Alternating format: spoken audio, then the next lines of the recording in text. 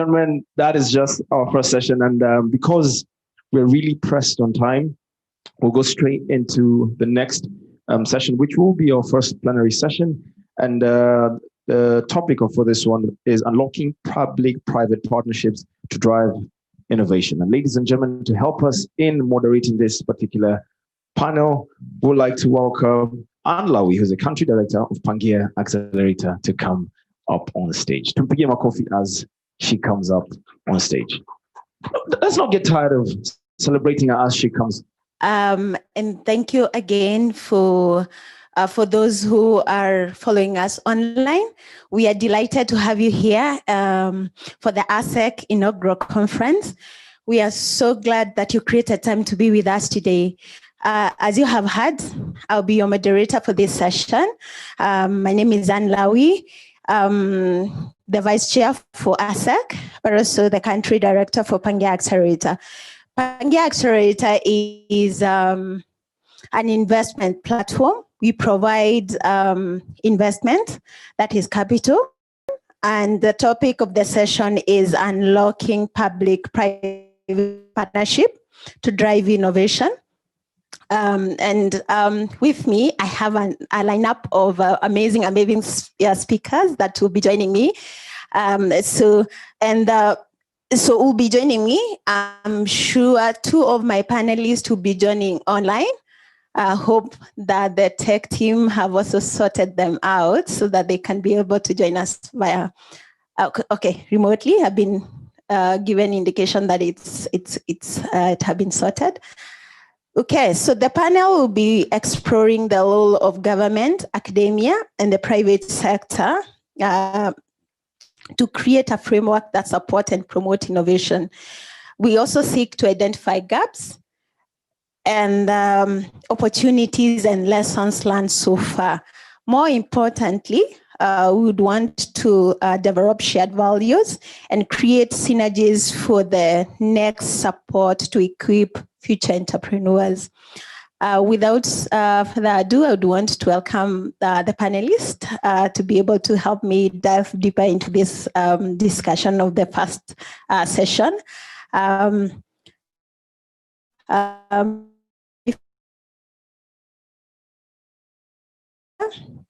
Linda Booker, kindly if you can join me here.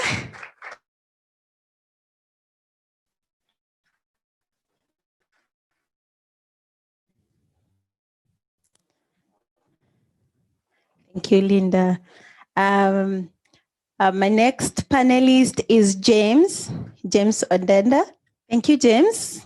My next panelist is Waithera Gaido, who will be joining online. Hope you can hear us, Waithera. Yes, I can hear you. I can hear you. Can you hear me? Yes. Thank you. I can hear you, Waithera. And our last panelist is Anne Mutahi, who is also joining online. Anne, you can hear us? Yes, good morning, Anne. How are you? And to all the panelists, I'm here and I'm happy to be here. I can see you. Okay. Can you hear me? Yes, I can hear you, Anne. Thank you for joining us. So we'll start with a brief introduction of our panelists. We start with Linda. Linda is the co-founder and director of AMFAM. AMFAM is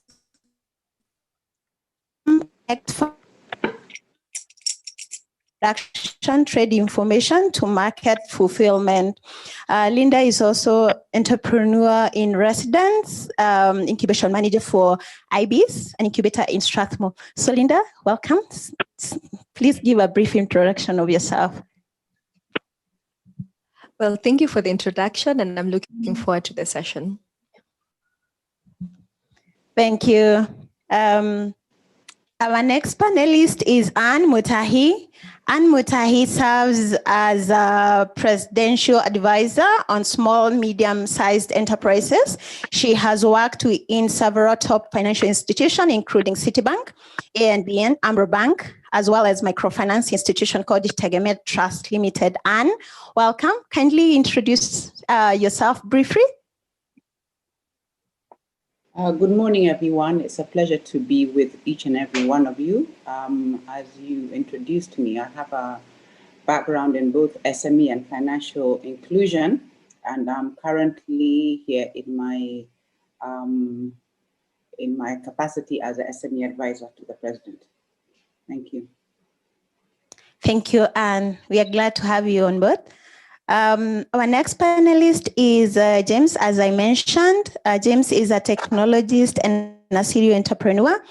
Through REC Hub, the Kisumu-based technology innovation hub, which he is a co-founder and a director. James has brought together the tech community of Western Kenya and builds the region-first co-working space. James, welcome. Kindly briefly introduce yourself. Thank you, Anne, for the introduction. James Udede, and I'm happy to be part of this panel. Thank you. And lastly, we have Waithera Gaido. Waithera Gaido is the founder, executive director of Alternative Africa, Alternatives, an accelerator for youth-owned micro and small enterprises. Waithera, welcome. Kindly introduce yourself. Thank you very much, Anne. As you've said, I'm Waithera Gaido, and the founder and executive director of Alternatives Africa, and I'm glad to be participating in this conference. Thank you. Thank you. So now I would want us to go into the questions, which is unlocking public-private partnership to drive innovation. To start with,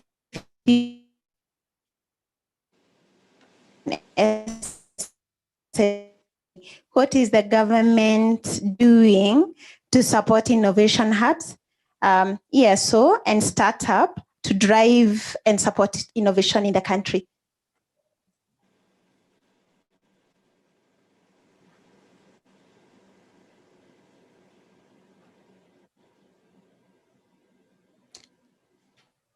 Anne?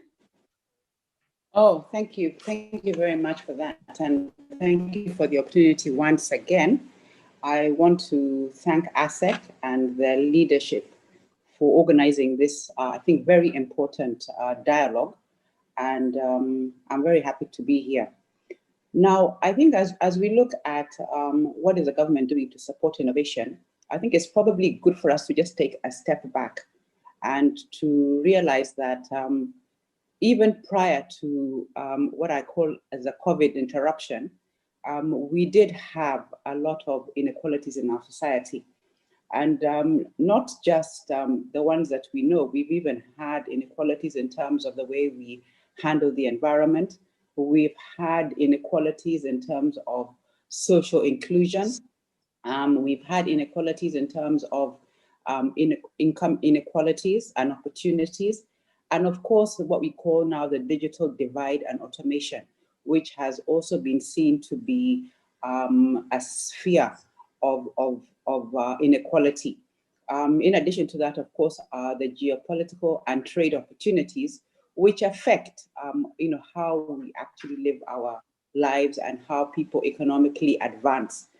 Now, I think even as we discuss what is happening now, I think it's important for us to appreciate and to take our role as to what we need to do, the fact that we do need a new kind of social contract among all the key players that are there.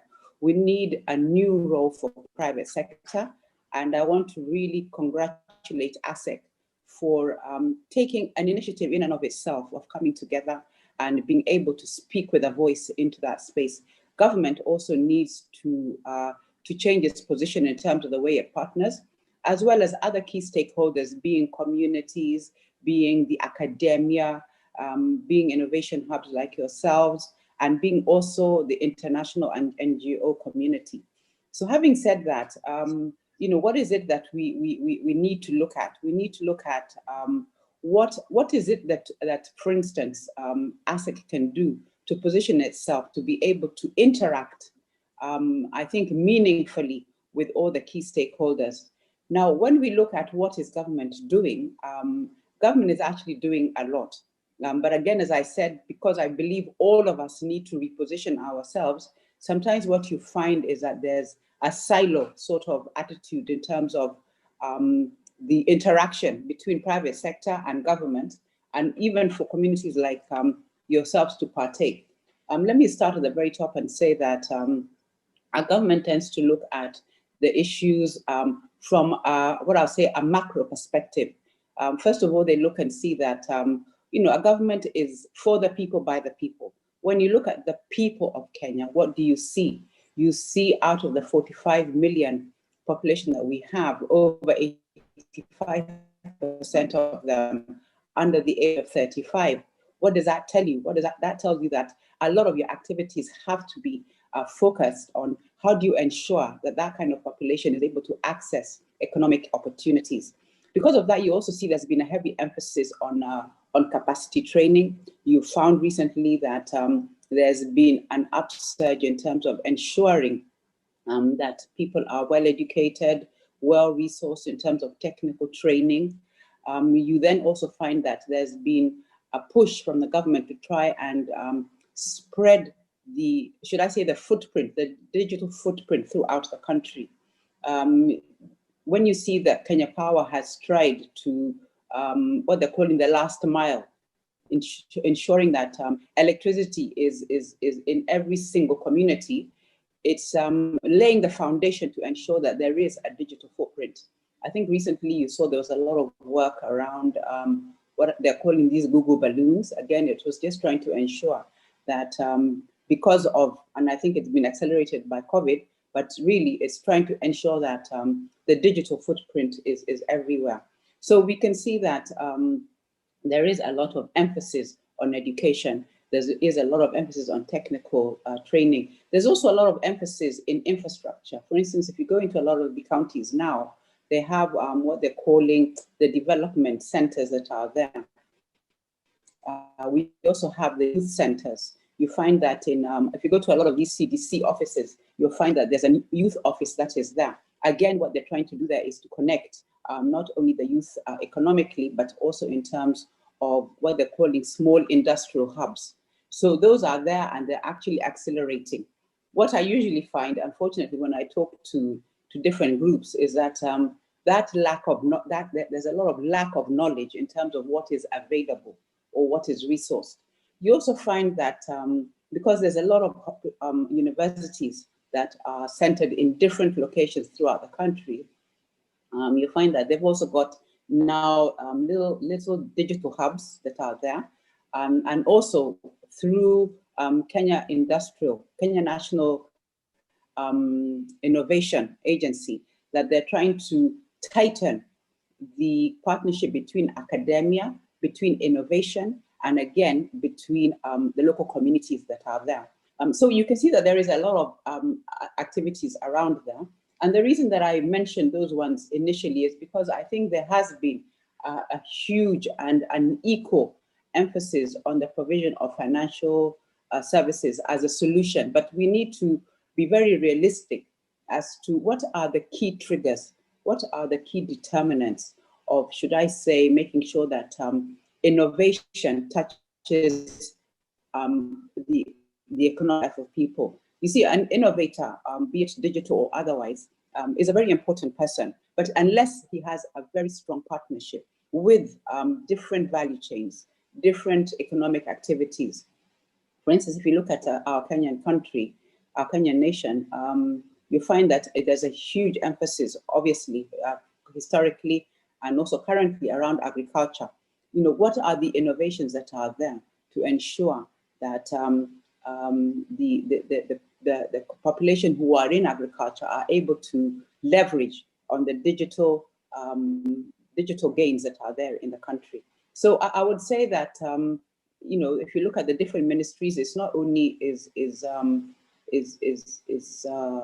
emphasis on startups and innovators mainstream right across the country. You also see that it's been housed in several very key parastatals. You find that it is there in the Ministry of ICT. You find it's there in Ministry of Industry and Trade. So in terms of how is government reacting, I believe that the gesture is there, the interest is there. What we all need to work on is how can we have a better relationship between all of us to ensure that there is fruits to be gained for all. Thank you very much. Thank you so much for the very rich insight you have shared with us. And I would want to hear James' opinion. Being that you're an entrepreneur, and Anha brought out that as much as there's so much happening outside private sector, also support from the government, but also she brought out a very key point, which is some of this support comes in silos. So how accessible is it? Not the support from private sector, because you know you come from private sector. How accessible is support or resources and the effort that government is doing for the entrepreneurs that you're supporting? Thank you, Anne, for that question. Kenya largely has been, the innovation sector in Kenya has been largely driven by private sector, and which has some good aspects to it. But also Kenyan government has played an important role as far as driving innovation. Sometimes people forget that Safaricom that put Kenya on the map with M-Pesa was actually a government-owned entity. And through the support that the company received from government at its inception, maybe that's why we got to the point where we have with M-Pesa. But then government has, Anna said, is focused on at macro level, where they want to see that any intervention that they do has a very significant contribution. And I think that is one of the undoings as far as government approach is concerned, because a lot of young people who need these resources are not organized in structures that government can reach them easily. And most of the people, as she's justly said, are young, below the age of 35. So you realize that they cannot access loans, even if government brings a program that makes it easy for young people to access loans. The entrepreneurs that we work with in Western Kenya, they see all these adverts to apply, but then the conditions just really lock you out. Take a case in point, what we have on the former Youth Enterprise Fund. It in itself was quite prohibitive in that you have to come as a group of 11 or 10. But we know whenever you're starting an innovative idea, especially if it's technology driven, it's probably going to be 1 or 2 people at most at the very inception. But then you're required to, have this group kind of structures to access this. And they want things like business plan. Well, even as the chair Bernard said, at the very inception of a startup, you just probably don't even know whether it's going to be a business. So it's still an idea. You just need very small amount of resource or funding to unlock the next stage of it. But then the government structures this support in ways that it's the amount of barriers that exist itself makes it quite inaccessible. So there are a group of people that would access it, but a large number of people are still left out in terms of this access to these resources. Thank you, James. Linda, James has brought out the challenges that the businesses are experiencing, especially the startups. And true to that is that there are barriers that exist. Now, as a player, in your own opinion, how can academia and also as an ecosystem player who is supporting startups and also being a startup yourself, how can they leverage? How can they tap into these existing opportunities because they are there? I will say that aside from what we are terming as innovative businesses, you find that SMEs and startups are actually facing the same problems, the same that James has mentioned. They're all looking for funding. They're all looking for, I would say, networks for business.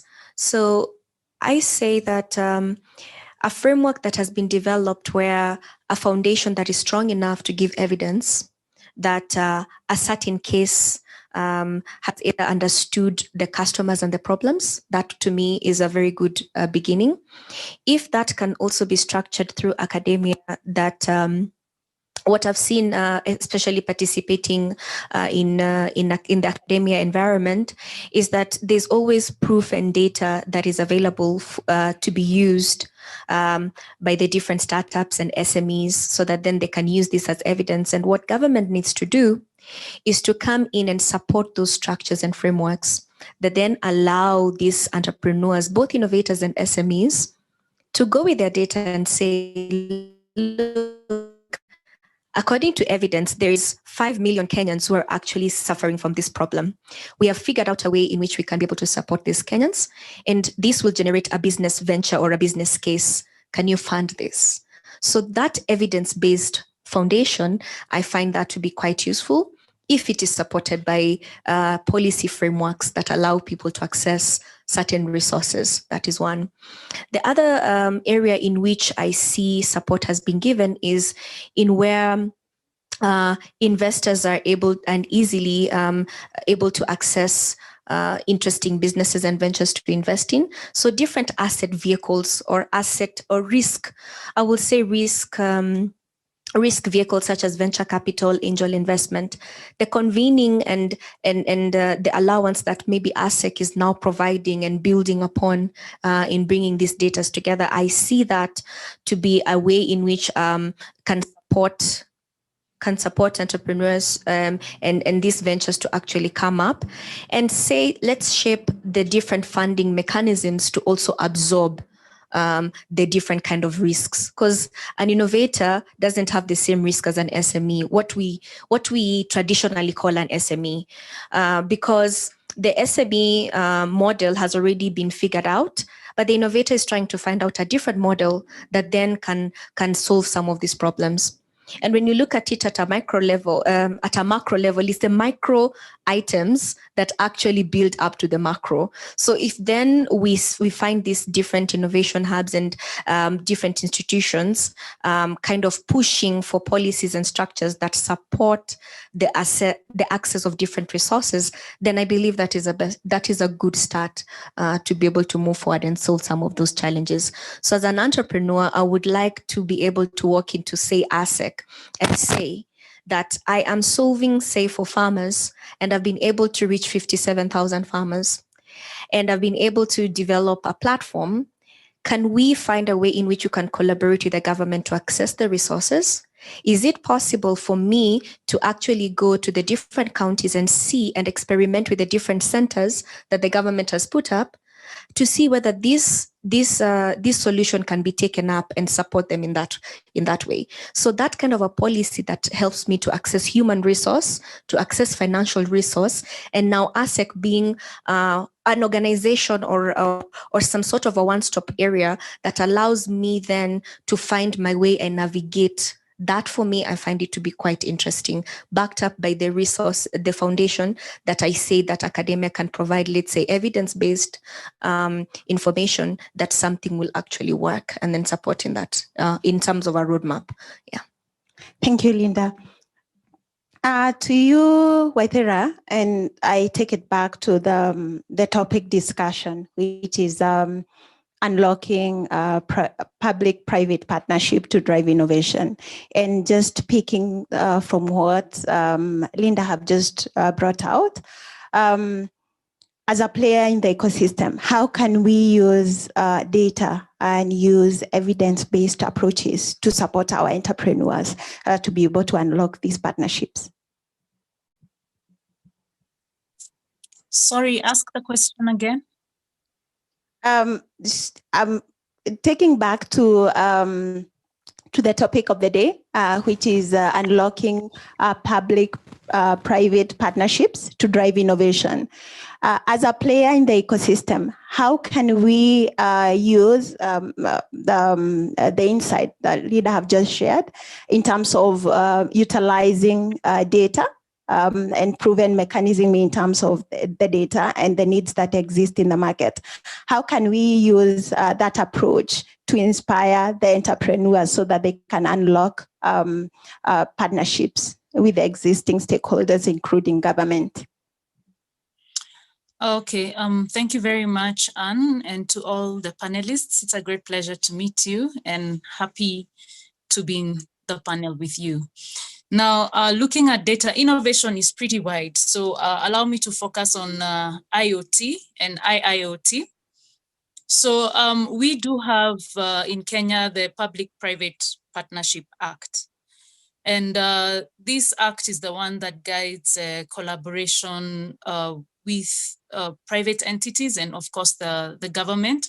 However, this particular act tends to lean more towards physical infrastructure. So we are talking about roads, telecommunication, hospitals, etc. Innovation doesn't really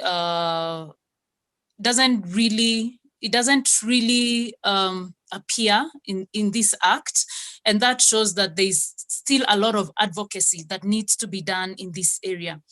But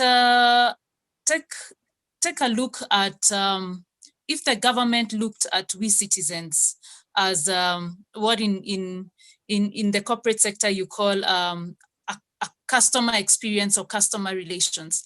How would data assist in them providing a better citizen experience in that case? So let me give you an example with a short story. I work with young entrepreneurs, so I like to give stories. So I was talking to a young man the other day, and he told me he's in the tech space, and he told me, Waithera, our problem is not that we don't have enough water in the country. Our problem is that we cannot track where we are losing the water. In other words, burst pipes.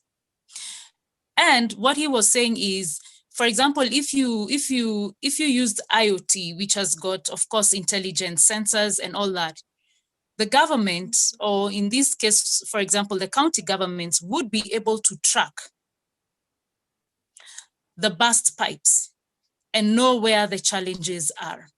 And through that kind of data, they would also be able to even plan for their budgets. In other words, their budgets, you'd have precision budgeting, you would have less waste of water. And this we have already seen through in other different spaces. So for example, e-citizen.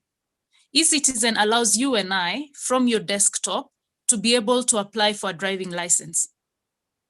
Today, the government is able to tell how many drivers we have in Kenya, how many driving licenses have expired and have not been renewed, etc. That means that data plays a huge role in contributing towards government, citizen experience, providing better services to the government. As mentioned earlier, I think it's 90% of Kenya is arid and semi-arid. Yet these areas are still depending on rain-fed agriculture. Imagine what data would do when it comes to, and this is a space perhaps Linda would be very conversant with, precision agriculture. Again, that requires data. So first and foremost, we need to amend the Public-Private Act to include more of innovation, innovation-friendly policies, and to look at smart ways through data collection. We have Kenya National Bureau of Statistics that does a marvelous job, and they give us really good data. But you can imagine if we did not have to wait for 10 years, is it 9 years, to have a national census, because this is data that they would actually be having updated every second, and they would be able to actually allocate, whether it's the development budget or other budgetary issues based on what the data is showing. We don't have to wait for 9 years. If at all, we looked at the opportunities offered by either industrial Internet of Things or the Internet of Things to ensure that Kenyan citizens have got better services. And of course, the government would be able to save a lot of money and would have precision budgeting for that matter. Back to you, Anne. Thank you, Waithira. Thank you so much. I think you have shared very insightful thoughts in terms of how we can utilize data. And also, from where I sit, I think key to that is that when you have data, it also provides areas of innovation, because then it's very clear that with data, you are able to see this is where the need is, this is the solution that can be able to address the matter at hand. Now, back to you, Anne. And this is the question that have keep coming up again and again. Would want to hear from your own opinion, does the government recognize need to separately identify startup from SME and vice versa? Reason being their needs are very distinct. Has the government had put in place? Yes. Go ahead. Hi, thank you very much. Thank you very much, Anne, for that question. Now, I don't know whether many of you are aware, but there was the MSc policy, which had initially been launched in 2012, has recently gone through a revamp. And what they did is that they had, I think, quite a broad stakeholder forum where they recognized that from 2012 until now, there's been a lot of changes in terms of people's expectations and also in terms of changes to our general environment. For instance, in 2012, we didn't have counties, we didn't have the kind of digital footprint we have now, etc. And what they did incorporate in the MSc policy is just that. One of the things that we need to really tackle is that we're a country that is largely informal. So even as we talk about startups, they're usually in the informal setting. And I think one of the big problems that has been there is that we've never really addressed this issue head on. So what you find is that when you're a young person and you're starting out, of course, you don't want to get registered for a variety of reasons. You know, you don't want KRA, and I call them their cousins, following you, you know, and maybe derailing what you feel are your efforts to get off the ground. So what you find is that people are informal, and when it's informal, then the government is not able to actually address you. Now, what the MSc policy did, which is within the overall MSc Act, is that they recognize that there's a need, number one, for what we're calling startups. There's a need for a grace period, and there's discussion for that to happen. And I believe that there's now a startup bill that's also simultaneously addressing the similar issues. They've also recognized that that even as you're starting up, there's a lot of other activities that need to take place. There's the activities of back office. There's these activities of a particular kind of infrastructure. You're starting up, so you don't even have access to what can actually help you in terms of, should I say, even open spaces. Some people don't even have an area where they're able to either trade or manufacture or value add. So those things have been actually put into the policy. Now, don't forget that the policy is just that. It's just an overarching broad policy, which gives room for private sector and other government agencies to actually become specific. And I think what I always say is when something time has come to address it, you find that there's a lot of activities that take place. And I'm very happy to see Waithira here, who I know has been closely involved in the startup bill, as has ASSEK. Okay. So I think a lot of these things will actually work hand in hand. So yeah, so the answer to your question is that they do recognize that there is a big difference between startup policies, but you need to also handle informality. Anne, we lost you like a minute ago. Kindly, if you can briefly capture what you said in the last 1 minute. We couldn't hear you. We could see you speaking, but we couldn't hear you from this end. If kindly you can repeat what you said in the last 1 minute. Thank you. Where did you hear me last? What was I saying? What's the last thing that I said? You were speaking about the the policy. You started, describing the policy and the distinct difference between the entities. Yeah, so as I said that the policy is part and parcel of what was the MSC Act.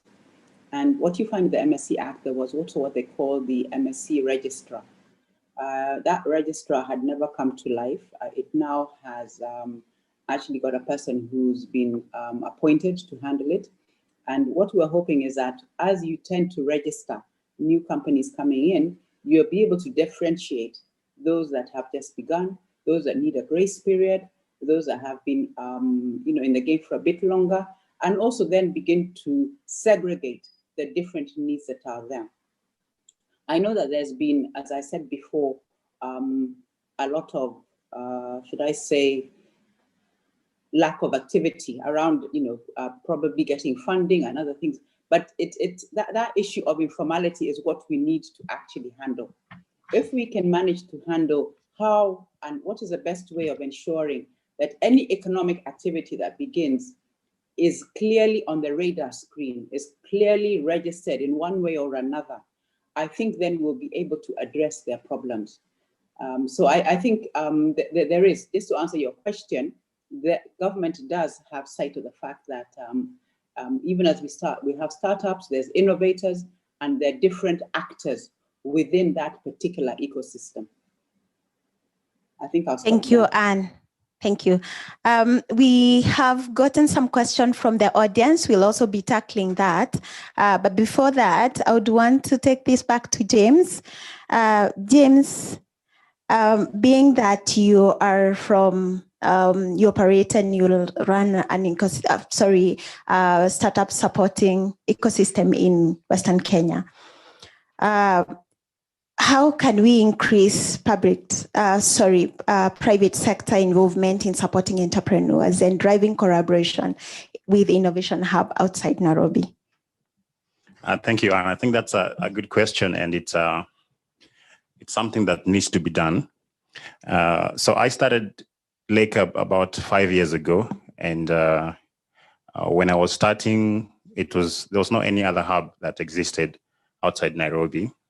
And one of the biggest challenges was pursuing collaborations and partnerships with the corporate and the private sector, which mostly the big players are based in Nairobi. And the understanding is the perception of the private sector to any other place outside Nairobi only existed customers and clients. So they would only go there to do product activations, to get more people, subscribing to their services and products, but also they could do this with TV, so there would be no need for having an active presence in some of those regions.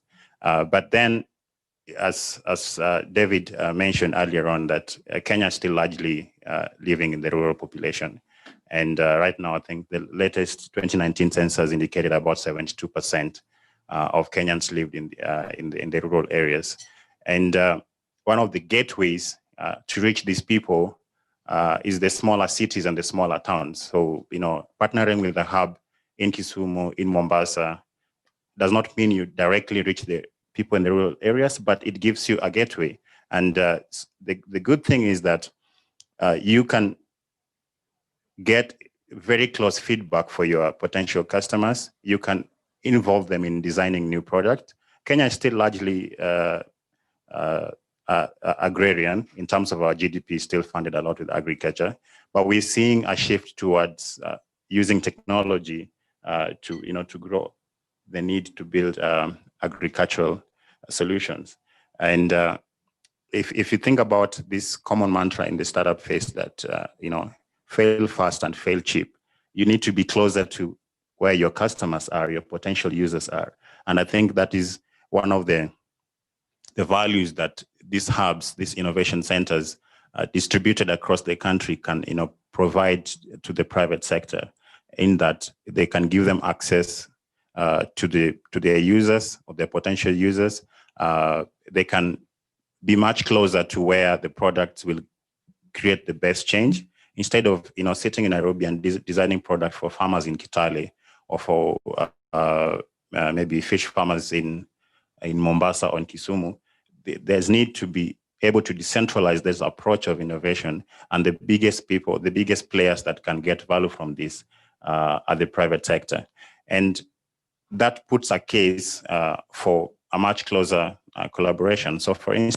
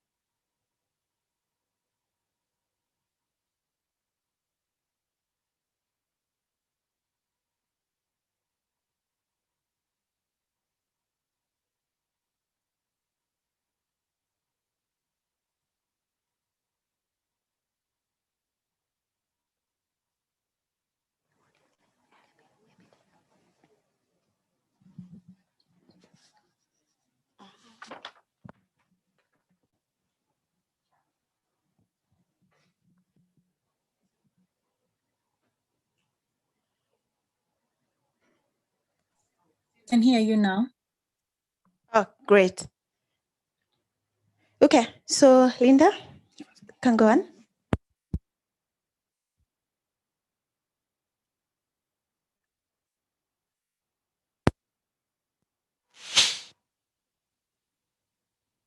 That the platforms by which they were able to get their customers, for instance, due to the shock, some of their customers lost jobs, or they themselves as businesses were not able to buffer themselves against the loss of course of traffic or an eye to their customers.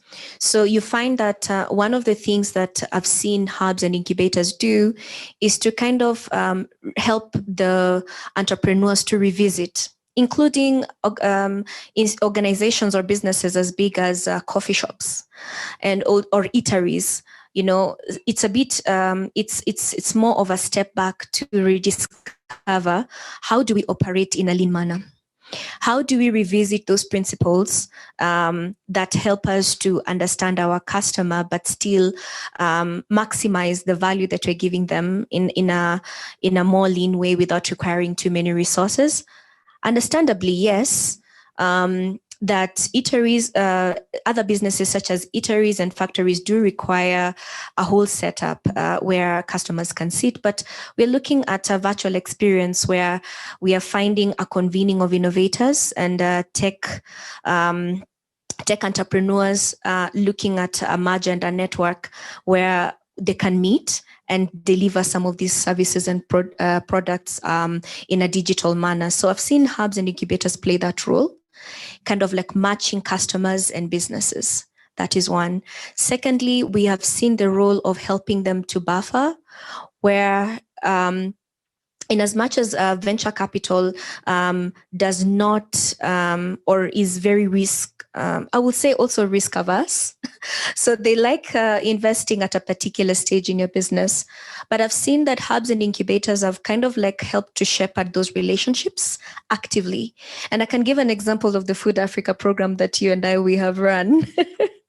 And one of the things that we have done, the program has done very well, is to encourage the investors to really understand what these businesses are working on, and also to help the entrepreneurs understand what the investors are looking at in terms of risk.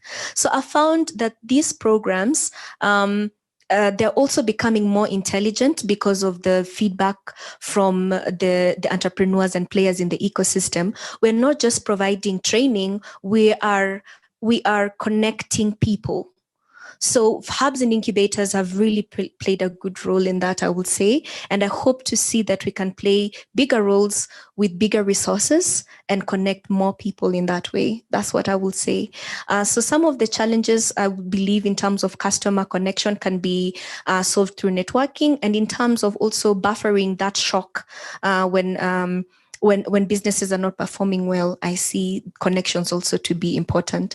And as I will quote one of my friends who runs an interesting company of connections, she said, sometimes people give money to people they know and the people they like. And how can you do that without networking and meeting people? So I find that to be quite interesting. Yeah. Thank you, Linda. And also, the other thing, I think another perspective that we need to look at, and during this season and this period of pandemic, we have seen most of the businesses going virtually or trying to run their business virtually. And to bring that perspective, I would want, whether on your own opinion, if you can share with us, what are the missed opportunities as private sector player and stakeholders you have seen that have not been utilized in the past?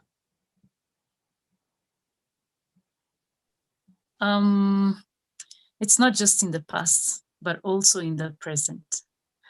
Kenya has got a great innovative ecosystem that is actually renowned across the world. And one of the questions that had been sent over to me is it innovation that's the challenge, or is it money that is the challenge? I do not think that Kenya in any way lacks innovation, because innovation comes from identified either challenges or gaps that present an opportunity.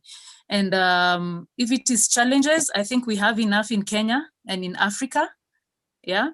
And therefore, if it is opportunities, in the same measure, we have just equally as much. So for example, if we looked at the area of agro-innovation and agri-tech for that matter, Africa has the largest percentage of arable land in the world, which is 60%. That land, most of it remains virgin. If you come to Kenya, at least 90% of our land is ASSEK, meaning arid or semi-arid. That again provides so much opportunity if you are looking at agri-tech or agro-innovation at any level. We have great opportunities like the CFTA that has just come. and actually very, very good policies in Kenya, looking at, for example, the Industrial Transformation Program that wants to create 1 million jobs through fish processing and agro-processing. And the push by the SDGs, for example, for zero hunger and reduction of poverty, better employment creation, opportunities abound. Now, the next question is always, where is the money? Do we have the money? Now, looking, since our conversation today is on public-private partnerships, if you look at the Public-Private Partnership Act and the opportunities that are offered through the Act for the physical infrastructure, as we said, it's more of a physical infrastructure act than ICT in terms of innovation, not telecommunication. You have the options of build, operate, and then let me just confirm that for you. There is build, operate, and unfortunately it has disappeared, but I'm looking at the Public-Private Act 2013. You've got the build, own, operate, transfer. You've got the build, own, operate. You've got the build, lease, transfer. In other words, to work with the government does not have to pay you all the money immediately. Private sector is able to bring in a lot of capital and run the operations. In other words, we've got very, very good mobilization models with regard to resource mobilization. So it is not opportunities that hinder us. It is not the lack of challenges to solve that hinder us. It is not the lack of skills or resource mobilization that hinders us.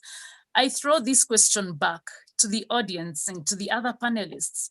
Where really is our problem?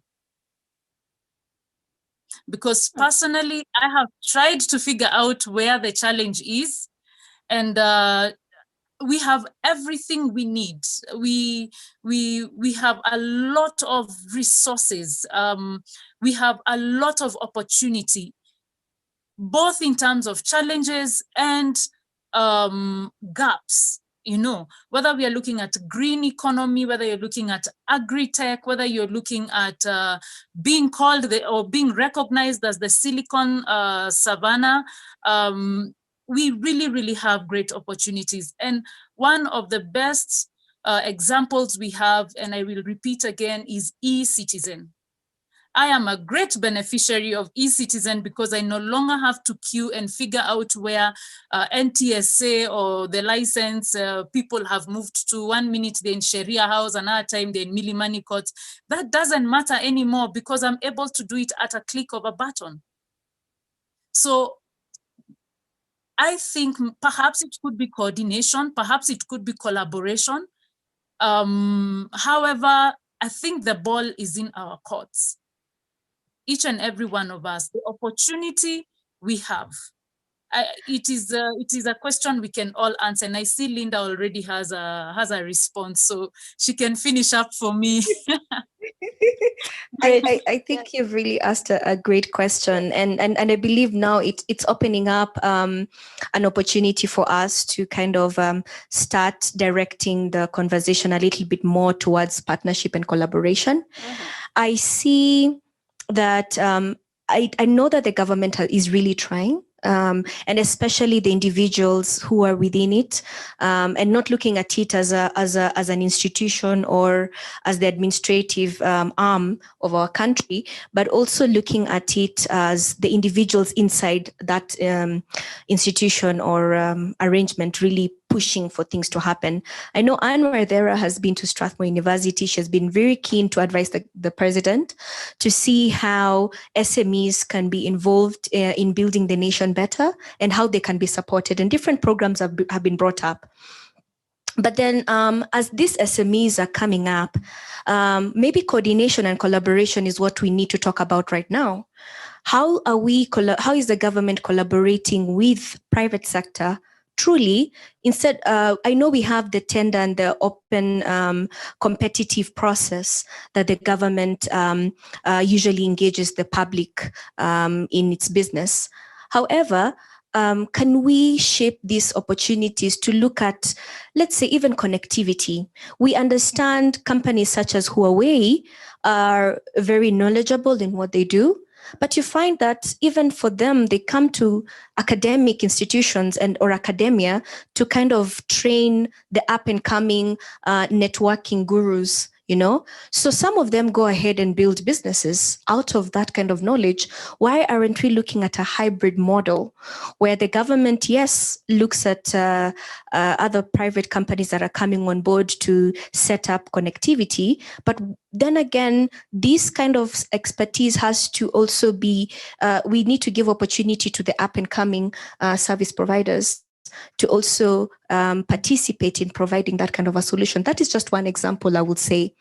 The other example that I will say is, when it comes to providing, let's say, these resources, instead of the government struggling to raise funding from, let's say, World Bank, there are other people who want to invest in Kenya. So how are we creating a platform in which the government can help buffer these kind of financial resources and direct them to these SMEs and innovative solutions? How are they joining hands with other investors apart from the usual sources of financial resources? I think that is the way we should be looking at collaboration, where we have hybrid models to begin with until we perfect. Even the government, in approaching a particular problems, can be looked at, quote unquote, as a startup or something that is starting to take shape, especially looking at the innovation area, looking at the startup bill. It's starting right now. It's at its formative stages. So what are you doing to pivot, iterate until you get the right mix or the right balance? And with that, there has to be partnerships. And at the end of the day, we are sitting here talking about PPP. At the end of the day, it's business. How can you give business to those who are coming up with solutions? That is the most important thing. And the government has been known to be the biggest employer, not so that I can be employed on a retainer in government, but employ my resources so that then I can also come up. You find that other countries actually consume solutions from their own innovators. So we should also adopt the same thing. And I would like to see that in Kenya and in Africa in general. Yeah. Thank you so much, Waithera, for bringing up that thread of thought. Thank you, Linda. And I would want to throw this question back also to James and Anne to just hear your thought in terms of what is our problem and how can we foster collaborations and public-private partnerships within ourselves so that we can be able to unlock more opportunities for the businesses that we support. Yeah, truthfully, government is the biggest buyer in most countries and in Kenya as well. And if you look at the public procurement process in this country, first of all, government cannot buy things that are incomplete, meaning it's already not supporting innovation. They want to buy brand new, proven solutions, whether they are equipments or services. They always want to get the best, which is good because it brings value of money to the citizens of the country. But we have to look at it the other way. We will never get somewhere if we don't start. And by that, I mean, government should be able to promote innovation by setting aside a section of its procurement money to buy what is locally developed by our own innovators. Because most of the time we've seen you hire big companies, international, but the people who actually do the job, they still hire Kenyans. So meaning there's local capability. And people have gone ahead to even organize themselves to check every box that the government might want, but you still find it very difficult to be able to do business with government. And when you're lucky to do business with government, payment still becomes a challenge. And a lot of people go through a lot of trauma just because they're young businesses trying to work with the government. So there needs to be change in that regard. But also shifting on the ideas and things that have promoted innovation. We have seen a government that wants to do it all on their own instead of collaboration. So right now we're talking about, how do we establish innovation centers that, can become networking or a nexus point for young innovators and promote the culture of innovation among the youth. Instead of government finding a partnership model with the private sector and those who have probably done this for many years, they want to establish it on their own. And without knowing that the structure within government will limit it from doing much, because you still have to everything has to go through a lengthy procurement process. Everything has to go through a lot of bureaucracies. And in that way, we cannot promote innovation in the sense that things are changing really fast and a lot of the things are unknown. So if you see what even other counties are trying to do, they're trying to establish also innovation center, and we got an example of what Makweni is doing. But I think there should be a different approach. Government is good in establishing infrastructure. Let them build, let them provide all the resources that are required, but let them establish partnership with the private sector to be able to run this with the kind of flexibility, with the kind of agility that requires to get value from this process. If government itself runs such kind of vehicles that are supposed to spur innovation, things are still going to be a challenge. So the issue of collaboration between private sector and government, it's something that we have to look at deeply to be able to unlock value. Thank you, Anne. All right. I know we are pressed of time, and we have some question from audience. So Anne, I want to make a very quick comment. Yeah, I want to go ahead. Go ahead and make your comment, and then we will have another round of closing remarks. But we have some questions from the audience also. I would want us to address. But Anne, go ahead, and then we'll do our wrap up. Thank you. Yeah, I just want to weigh in on to build up on the point that Waithera made of it's time that we recognize the fact that even as there's very good initiatives, both in the private sector and government, very often you find that innovators or startups are not able to access the kind of services that they require. And it's important we ask ourselves why, as she said. And what I'd actually like us to look at is how realistic are we about the way Kenyans do things? As they say, how we do. How realistic are we when we are looking at new policies or when we are interacting with government?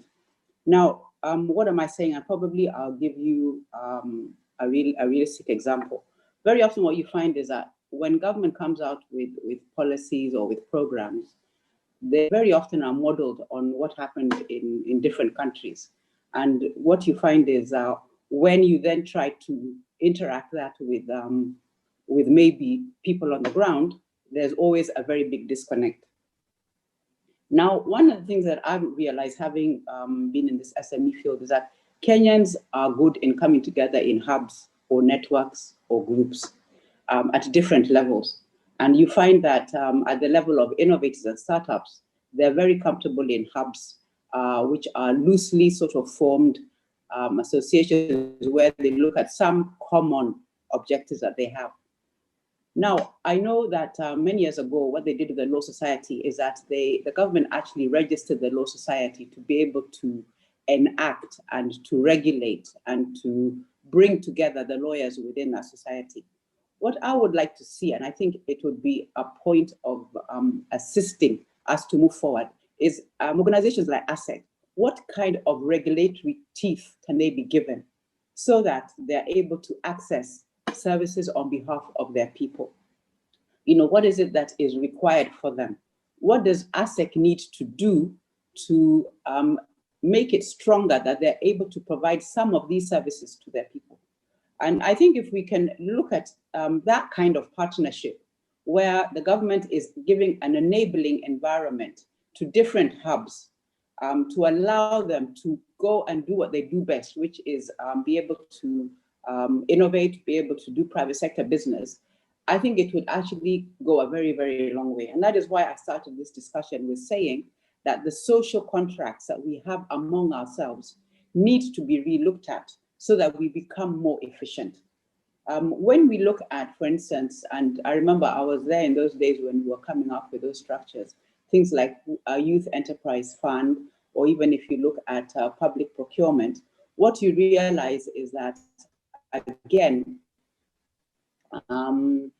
the discussion, or rather the way that both of these people respond to each other, there's always a disconnect, which results in delays, results in people not being able to access services, or in terms of getting even the objective that we actually require. So what I would actually propose is there needs that kind of discussion, and we have been discussing it at government levels, as to if Kenyans are comfortable in associations, what can we do to move forward? Let me give you an example. Last year, we actually worked with different associations to try and enable them to get a very big contract in government. And what we had to do is that we had to change the structure that they were in terms of associations and bring them all together in a company. What I asked myself as we went through that format is, seeing as they were very comfortable in their associations, what could we have done to strengthen that particular association so that even as they're able to move forward and be able to access those services? So I think there's an area that we need to be very, very realistic about the way we act, because when you see people not able to fit into a dress, that means that a dress was not for them. And I think that is a situation that we actually have on the ground. So there needs to be another dialogue. And I agree with you, with James, that there's things that government needs to just leave a little bit more to private sector, but enable them, create the enabling environment for them to actually move forward. So I'm hoping that out of all this discussion, because I always like leaving with a conclusion, that one of the things that ASSEK, which I think has developed tremendously, even in terms of its own internal, internal organizational structures, that perhaps it can go to the next level and say, because we represent this kind of SME, what is it that the government can give us, allow us to do to self-regulate ourselves and to be able to be a body corporate that is able then to, on their behalf, interact and receive certain services and certain products. So thank you for those opportunities to make those comments. Thank you very much. Thank you very much. Yes, Waithera, I'm coming back to you. Okay. I'm coming back to you shortly. As you make your quick remarks, as you make your quick comments on this, there's a question here. I would want any of the panelists to feel that they have insight on it. They can also jump in. One of our audience, Irene Mugore Derito, have a question on any chances of advocacy lobbying on registrative enacted mainstream without stakeholders' involvement, which has become an impediment in insurance brokerage, e-commerce opportunities. So she's asking for opportunities for advocacy and lobbying. So as you share your comments, if you can share some insights on that. And any other panelist after Waithera, you can also jump in. Okay, just a quick response to that. Just yesterday, I got an opportunity to see an innovation in the insurance sector that is called MTech, and what they're doing is providing insurance through an app, and anyone can be an agent if you download an app. So it's an app. It's an app with value, whereby when you download it, you can actually be an agent and you actually get a commission.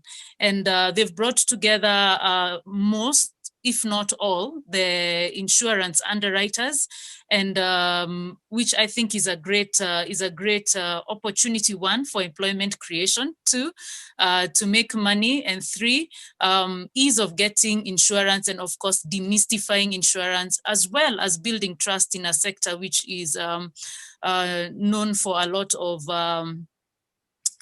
of dishonesty. So I think that yes, there is an opportunity, but and this is also what I was going to say, to build upon what Anne was saying. I sit with Anne in the KEPSA Council of what is it called? Council of, I think it's Governance, and as the Vice Chair of the Gender and Youth Sector Board, as well as spearheading the KEPSA Youth Agenda. And so getting to know the genesis of how KEPSA came to be, it was actually the private sector, different associations coming together under one umbrella, which is the KEPSA Alliance. And through that, they are able to lobby and advocate. And when before KEPSA began, it began as, was it called the Nairobi City something? Maybe Anne can remind us. But it started as a very, very small organization, and it's really where ASSEK is now. And ASSEK is the voice of the innovator, and it needs to grow in the same way KEPSA has grown.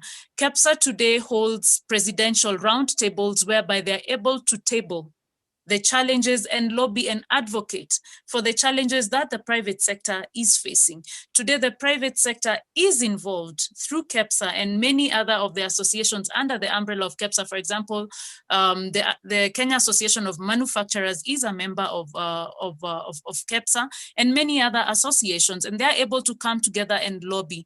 So the challenge goes to the innovating community, and the ecosystem that we have created. I'm also a member of ASSEK, and I must say that we are doing a great job right now, together with Honorable Sakaja. We have a coordination team that is working together on the Sakaja Startup Bill to ensure that it well involves and represents the voice of innovators. So I must say that ASSEK is doing a great job. And as Anne has said, it just needs to keep on growing and strengthening its voice in the space. So we have precedents from KEPSA, and we are doing very well as ASSEK right now. So kudos to ASSEK, and the future is bright. Back to you, Anne. Thank you, Waithera.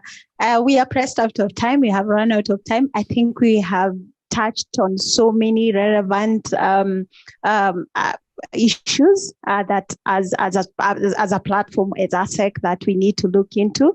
So I would want to call upon all the panelists to give 30 seconds closing remarks of this session, so that we can hand over to the next session. So we can start with you, Anne.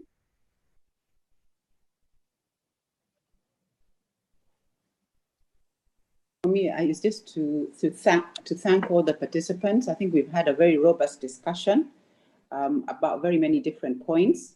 I want to encourage ASSEK to continue in terms of dialogue, in terms of lobbying, in terms of self-organization and looking out for opportunities.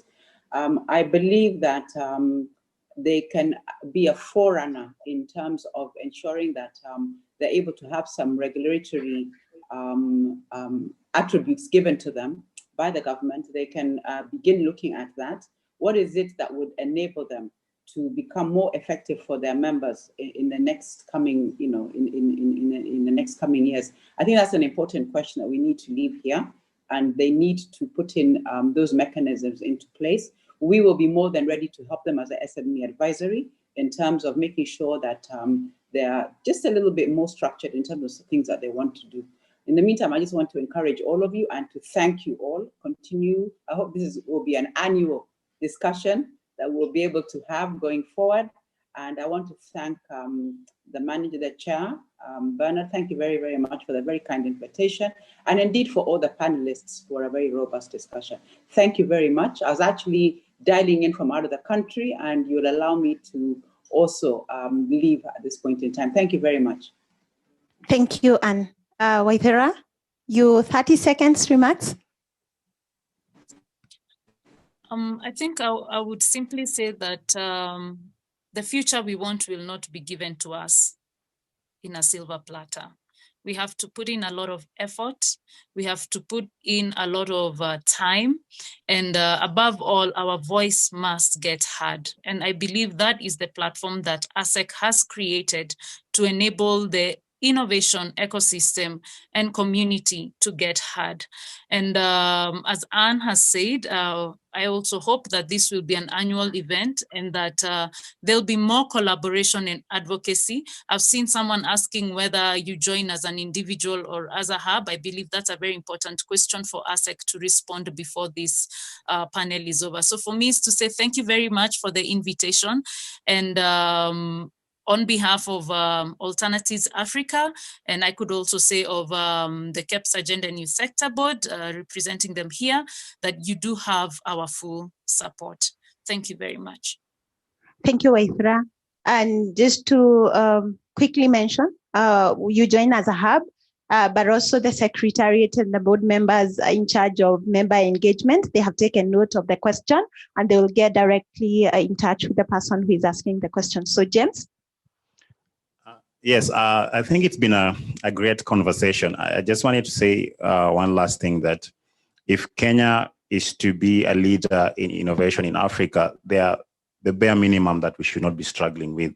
If somebody wants to go into the innovation space, they should not struggle with simple things like connectivity, a space where I can work, very important support like, if I need advice on marketing, like the building blocks of creating any innovative idea in this country should be sorted. And it should be sorted from a perspective of everywhere in the country. And I think that's where the government can play a really important role, so that we go to the next step where we empower people to be creative and innovative without thinking about very simple things like connectivity, infrastructural support, professional kind of guidance in the process. So, and if ASSEK becomes that organization that can bridge the gap between government and what innovators need, we can achieve that really soon. So, thank you for the invitation to this panel, and I was also very happy to see that the MOU was signed between ASSEK and countrywide hubs. So, I'm happy to see ASSEK going mashinani. Thank you, James. Linda? I just want to thank the ASSEK team for this opportunity, and I want to thank all the panelists for participating, asking very important questions, and also responding to the conversations that we've held here today. I'm very grateful and happy that we are making milestones as ASSEK members, and also by wearing different hats. I'd like to say that we need to have our conversations. I know we are still solving fundamentals for most of us in Kenya and even in Africa. We are still solving food. We are solving employment. So there's a lot of fundamental things that we're solving as a nation and also as a continent. But what is important to look at is also, as we are solving for where we come from, we're solving from at home, let us think of ourselves as global citizens as well. So how are we using vehicles such as ASSEK? How are we working with government so that we view ourselves as global problem solvers? Whatever we're doing at home, can it be utilized by someone elsewhere so that then we're able to serve a bigger audience? And lastly, I'd like to say, just as people came together to make sure that associations such as KEPSA, ASSEK were put together, I'm speaking on behalf of the university, so wearing the hat as a board member in the Innovations Lab, is that there's an invitation to kind of take this conversation further with what the SME team has started in Strathmore Business School to kind of look at how then do we move forward really to give people business opportunities. That's the only way these innovators and this ecosystem will actually start to matter. So this conversation has been invited to kind of continue further in Strathmore, and we're happy to host this conversation. Thank you. Thank you, Linda. Thank you. I would want to wrap up the conversation. I believe it has been very engaging and robust, brought out key issues for the ASSEK. And I'm also glad being a board member and a vice chair for ASSEK. What have come out very clearly and what I take out of this conversation is that ASSEK is the vehicle. We might be on very early on our journey in terms of formation, but we are on the right path. There will be teething problems that will come along as we put ourselves and put our house in order, but we have what it takes for us to be able to address some of the teething problem. I think also what have come out very clearly as a vehicle and as an organization, we start to gain a lot. We will move, chart the path together.